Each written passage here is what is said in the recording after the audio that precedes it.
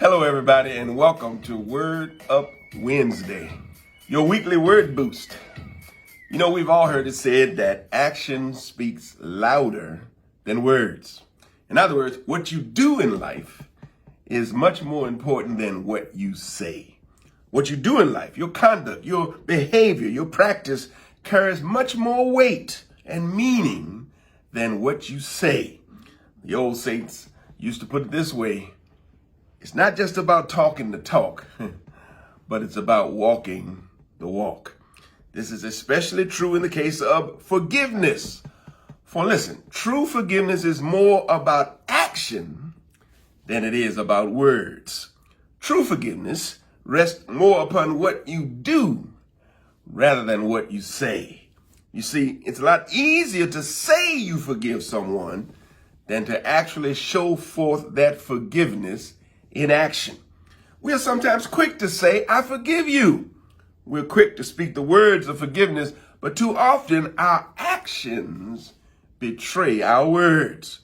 But true forgiveness is being able to forgive even in the midst of the pain. True forgiveness is being able to forgive even while the hurt is yet being inflicted.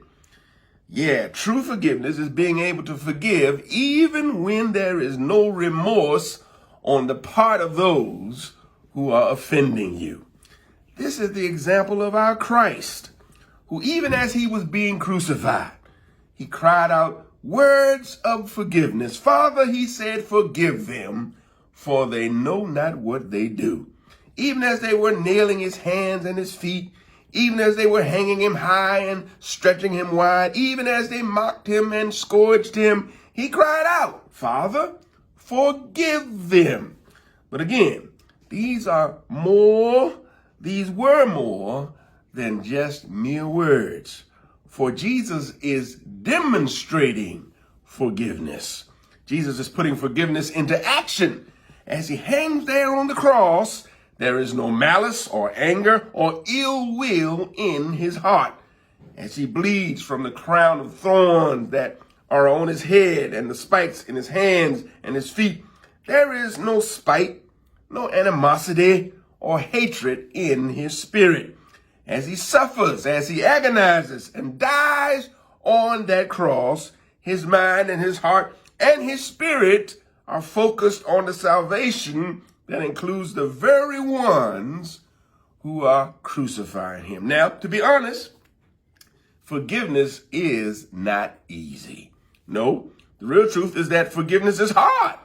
When you've been hurt, when you've been harmed, and somebody has done you wrong on purpose, somebody has meant to cause you injury, it's hard to come to the place where you can forgive. But as a child of God, as a Christian, as one whose role model is Jesus Christ, we strive to get there. With the help of God, we do all we can do to follow the example of Jesus's forgiveness. And listen, we have to find a way to forgive folks now. Why? Because we don't know what tomorrow may bring. Listen, either you or I could be gone, have no opportunity to forgive one another. And let us not forget that the word says that our forgiveness from God is directly linked to how we forgive others. The same measure we use in our forgiveness to others is the same measure God will use when he considers us. Let's look again at the cross. Even as Jesus submits himself to crucifixion, he commits himself to saving the whole world. His death is the ultimate act of forgiveness. Forgiveness in action. And thus, his ultimate example becomes our model for forgiveness. Even as Jesus forgave, even as his forgiveness went beyond mere words, we too are called to forgive in word and in deed. Till next time, word up.